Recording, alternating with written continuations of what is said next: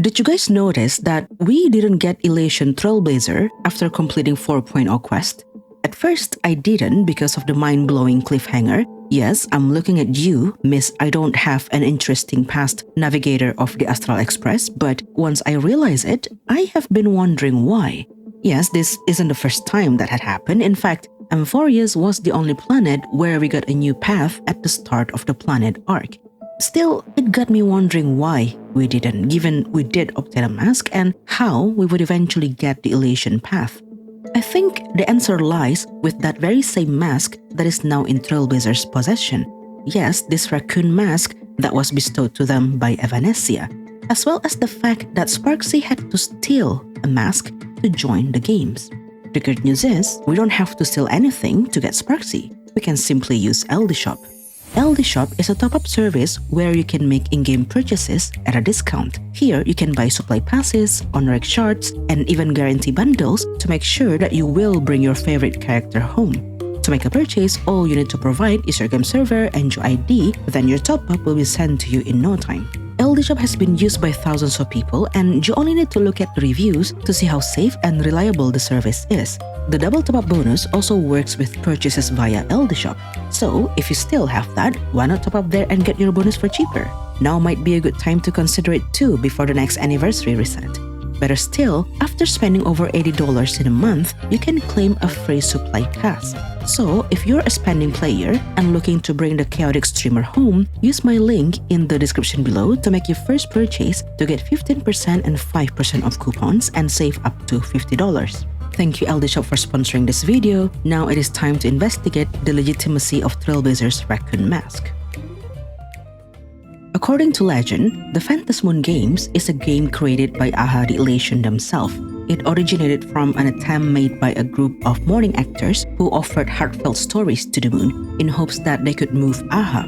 As the ceremony evolved to become what was later known as the Phantasmoon Games, which was held every full moon, the masks worn by the mourning actors became the entry tickets to the games. 8 masks, 8 supplicants, many attempts to catch as many public's attention as possible, and only one chance to meet the Eon for 1 minute of Eonhood. That is the Phantasmoon Games in hindsight.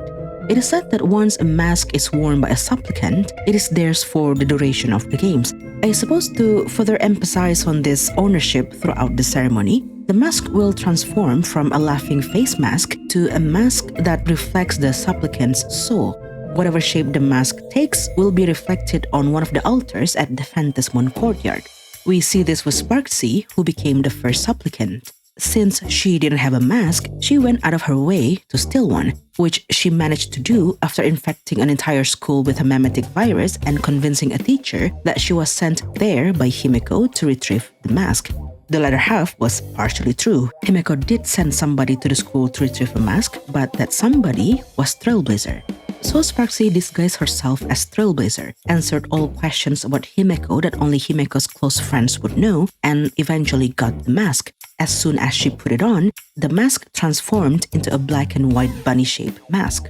We also see this with Sunday, who joined as the third supplicant. Now, what's strange to me is that Trailblazer's mask, before they put it on, was not one of those laughing face masks that Sparksy and Sunday got, but rather a drawing of a raccoon mask that Evanesia drew and pasted on their face. With Sparksy, the mask transformed to reflect the duality of herself. Later in the story, we learn that Sparkle and Sparksy were two sides of the same coin. One of them was the original self, while the other was only the mask. Or so they claim, and we never got any confirmation as to whose claim was the right one. What we do know is that the two of them combined makes the Sparkle personality whole, hence the black and white mask. The Raven mask reflects Sunday's inner self because Raven is the manifestation of his tuning power. So then why is Trailblazer a raccoon? As far as I can remember, Trailblazer being associated with a raccoon stems from the running joke of their fixation on the trash cans in Belobog. We've experienced the overused part of it with the relentless appearance of trash can mobs everywhere we go in the Star Rails universe. And correct me if I'm wrong, but I believe that the raccoon bit came from the community itself before it was eventually adapted by the writers. What I'm saying is, a raccoon is not necessarily an accurate reflection of Trailblazer's soul. However, this association is further emphasized in Plain Arcadia. There is a popular story there called Fluffy Across the Blue, inspired by the adventures of the Astral Express crew. The crew are depicted as animals and, you guess it, Trailblazer is a raccoon. Trailblazer learned of this popular story from Evanesia when they met at the Phantasmoon courtyard. She called Trailblazer a protagonist, but not necessarily a protagonist of all stories. Everyone is a protagonist in their own story, she said. She was calling Trailblazer a protagonist because they were the protagonist of the Fluffy Across the Blue. Long story short, after Sparksy got her hands on Himeko's mask, she cornered Trailblazer. Fortunately, Trailblazer was rescued by Evanesia and was offered some help by the pink-haired girl. She would lend Trailblazer some power, but Trailblazer must defeat Sparksy within the next 24 hours for the power not to backfire on themselves.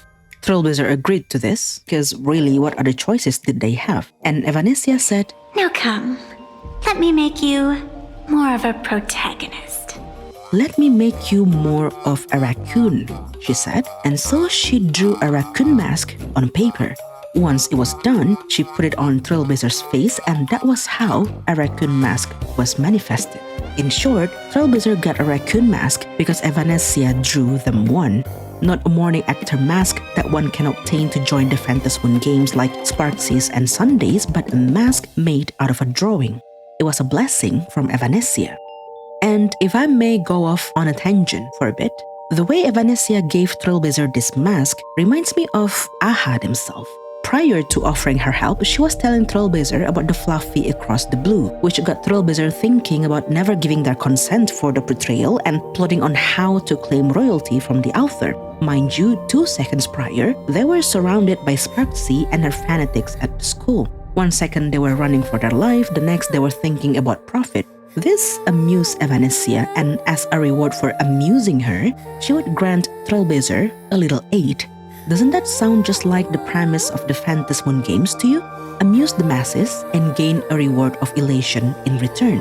I wonder if this means that Evanesia has a closer tie to Elation than what we've known so far. Perhaps she is an emanator, which is an interesting theory to expand on given how often her pink hair has been mentioned throughout the quest and how we could hear what sounded like frozen crystalline in the background when she first appeared on screen. Am I right, observer? Watching us from behind countless veils. To me, these two things are hints towards her connection to the remembrance instead. I mean, Foley has always been portrayed as some kind of like frozen crystal. Every time something is being remembered, the screen would be frozen around the edges. And the sound effect when that happens is similar to the sound effect I just mentioned. Plus, one characteristic that all pure children of Anastrava share is their pink hair. That's the first thing that March saw in Cyrene when they first met, and how March mistakenly thought Trailblazer was referring to her when it was Evanesia who caught their attention. That's me! I mean the other one! That girl with pink hair and long ears? Who was that again? Anyway, the raccoon mask is not one of the 8 elation masks of the Phantasmoon Games. It is a temporary mask, its description says, which could mean that it would be replaced at some point in the story, or simply that Trailblazer would lose it after the Phantasmoon Games is over. Personally, I am leaning towards the first possibility because identity seems to be the main theme of Plain Arcadia. We don't have to look any further than Trailblazer themselves. After defeating Sparksy, there was a brief moment where Trailblazer could have a taste of Yaguang's power as a seer strategist. They could see the bad omen above Yaguang's head, and the letter asked them to keep this to themselves. Should Trailblazer let it slip, accidentally or on purpose, Yaguang would tell everyone that Trailblazer was a Stellaron hunter. This is a fact, not a made-up lie by Yaguang, but the truth that nobody knows about. We've known this since Kafka's companion quest back in version 1.2. Although I'm not sure if all the Express crew are not privy to this, but if they really aren't, at the very least, I think Himeko does know, which I have talked about at length in this other video if you're interested. Point being, part of Trailblazer's inner self is made up of their identity as a Stellaron hunter. The other part of it is their identity as a crew of the Astral Express. There's duality to their character, just as with other casts of Plain Arcadia. We have Sparksy, whose true identity hinges on the chance that Sparkle is not the real Sparkle. there's Himeko, whose very existence is being challenged by the person who claims to be the real Himeko's father. So I think it is a given that we will learn more about our protagonist, about the character who has been constantly called Akivili on the planet dominated by Aha, the Eon who is obsessed with the Eon of the Trailblazer themselves. Once we do, perhaps then we will finally see Trailblazer's inner soul reflected on their mask and them striding on the path of elation. Now that we've established that there is an extra mask in circulation, I bet you're wondering where the original 8th mask is. Another odd thing from 4.0 Quest is that Sparksy had to steal a mask in order to join the Phantasmoon Games. This is weird because Sparkle was quite adamant in not wanting the Phantasmoon Games to fall into IPC's hand. She believed that it would become nothing but a business deal for the IPC, a bargaining chip in the power struggle between cosmic forces, which is a sentiment that Sparksy shared. She didn't want the game left behind by Aha to be tainted and turned into some boring, pathetic, dull, tedious, profit-driven social mixer. This could be Sparksy's motivation to join in the games in the first place. Should she win, she would stop IPC from taking over the Phantasmoon Games. Given their shared view on this, I imagine Sparkle would have also wished for the same thing should she join the games, should she have a mask. And the thing is, Sparkle did have a mask. Back in Penacony, before she quote-unquote killed Robin and sent her to Dreamflux Reef, Sparkle put a mask on Robin's face. Robin said that this mask was gone when she woke up in Dreamflux Reef and left no lingering effect. At first, I thought this was Sparkle inviting Robin to join the Masked Fools, and that was why Robin was in the Plain Arcadia trailer. But now that we know how the invitation to the tavern works, this is not it.